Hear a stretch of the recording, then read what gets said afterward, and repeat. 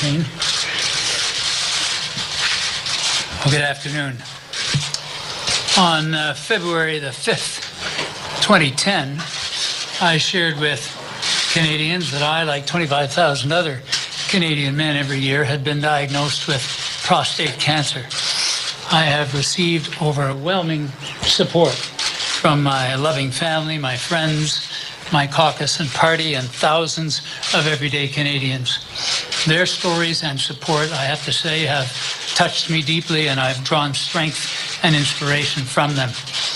In the closing days of the most recent session of the House of Commons, I started suffering from some stiffness and some pain, and after the House rose, I undertook a series of tests at Princess Margaret Hospital here in Toronto.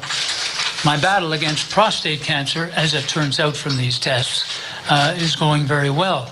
My PSA levels remain very, very low.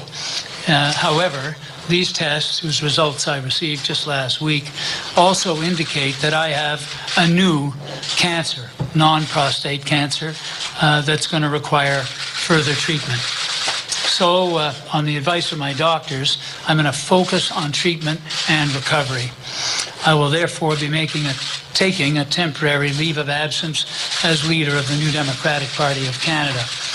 And I'm going to fight this cancer now so that I can be back to fight for families when Parliament resumes.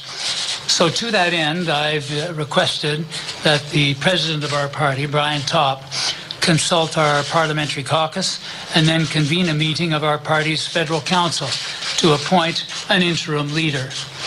The interim leader will serve until I am able to resume my duties.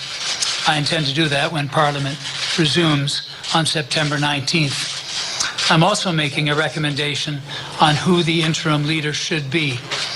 I suggest that Hull Aylmer MP Nicole Turmel be named interim leader during this period. Ms. Turmel enjoys unanimous support as the national chair of our parliamentary caucus.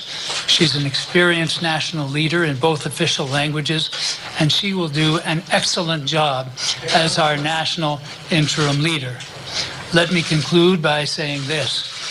If I've tried to bring anything to federal politics, it's the idea that hope and optimism should be at their heart.